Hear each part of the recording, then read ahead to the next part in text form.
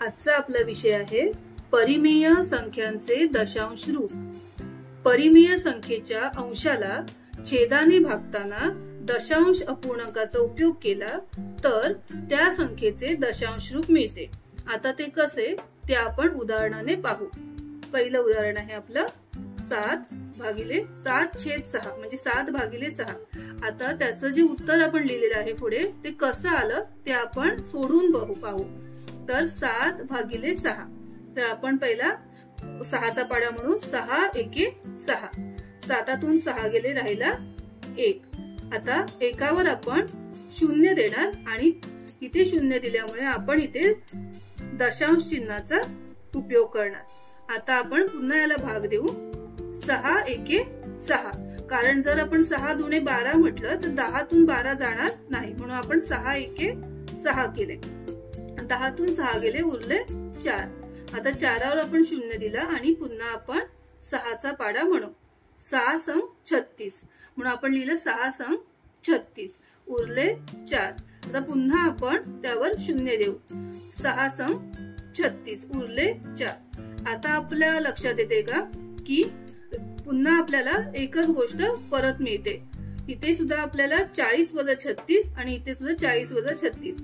आता पुन्हा जरी आपण पुढे सोडवत गेलो तरी आपल्याला पुन्हा काय मिळणार 6 संग 36च मिळणार। तर आपण ते लिहिलं नाहीये। आपण काय लिहिलं त्याच्यामध्ये की बाकी शून्य आपली येत नाहीये आणि हे जे आपण लिहितो ते आपलं रिपीट होणार आहे। त्यामुळे ह्याचं जे उत्तर आहे ते आपण पुढे लिहिलं आहे 7/6चं काय उत्तर आहे, हा जो आलेला आहे आपला उत्तर ते आपण वरती लिहिले 1.166 हे आपण वरती लिहून घेतलं। ठीक आहे। तर आता हे जे मोठं आहे वरती आपण पुढे काय लिहिले असे डॉट डॉट डॉट दिले। डॉट डॉट डॉट का दिले तर याचा अर्थ आहे आपण किती उदाहरण सोडवत गेलो तरी ते रिपीट मध्ये 6 6 6 असे पुढे उत्तर येतच राहणार, म्हणून आपण त्याचं आता आपल्याला लहान करायचंय, शॉर्ट करायचंय त्या आन्सरला आपल्याला। तर जे गोष्ट रिपीट नाही आहे ती आपण आधी लिहून घेऊ, ते म्हणजे इकडे 1.1 हे आपण पहिले लिहून घेतलं आपण। ठीक आहे। आणि त्याच्यानंतर जे 6 6 6 जे आपले रिपीट येतात त्याच्या बदली आपण काय घेतलं ते आपण 6 लिहिले आणि त्यानंतर रिपीट येते म्हणून ते जे अखंड आवर्ती दशांश रूप आहे त्याच्या बदली आपण हा वरती डॉट दिलेला आहे। हे सिम्बॉल आहे जे आपण यूज केलंय, हे आहे अखंड आवर्ती दशांश रूप, म्हणजे आपल्याला हे त्याचा आन्सर मिळाला। आता आपण दुसरं उदाहरण पाहू।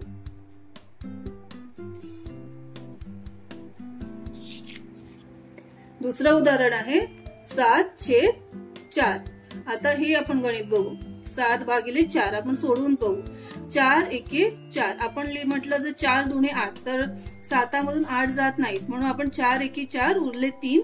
3वर आपण 0 घेतला, इकडे आपण दशांश चिन्ह लिहिलं, पुन्हा आपण पाडा म्हणणार आहोत 4 7 28 उरले 2। 2वर आपण 0 घेतला आणि 4 5 20 बाकी आपली 0 आलेली आहे। सो आपलं जे आन्सर आहे ते आपण वरती लिहिलंय 1.75 हे आपलं काय आहे खंडित दशांश रूप आहे। 1.75 हे आपलं काय झालं खंडित दशांश रूप आहे, आपलं हे आन्सर आलेलं आहे। आता वरचं उदाहरण आपण पुन्हा खाली पाहू। काय उदाहरण आहे की 7/4 त्याचं आपलं आन्सर आलेलं आहे 1.75 हे आपलं आन्सर आहे। ठीक आहे।